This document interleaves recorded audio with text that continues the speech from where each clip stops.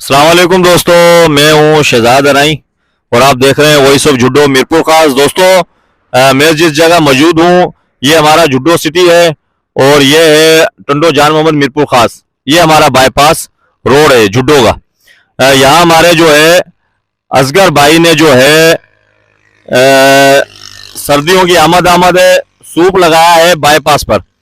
माशाल्लाह बहुत अच्छा माहौल है।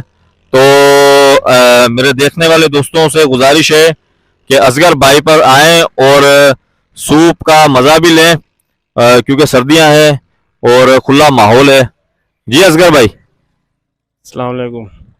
असगर भाई, ये आपने जो सूप लगाया है माशाल्लाह, ये आपका कितना तजर्बा है इसमें? इसमें तकरीबन 5-10 साल का तजर्बा है मेरा। कराची में भी लगाते थे, इधर भी अभी स्टार्ट करा अल्हम्दुलिल्लाह।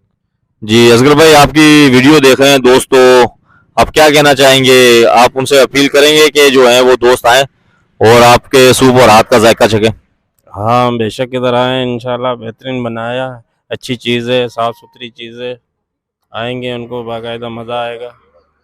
जी ये थे माशाल्लाह असगर भाई। तो अभी असगर भाई हमें भी आप पिलाएं। ये ठीक है ना, हम भी अभी पी के अभी बैठे हैं तो उसकी हमारी भी मशहूरी हम करा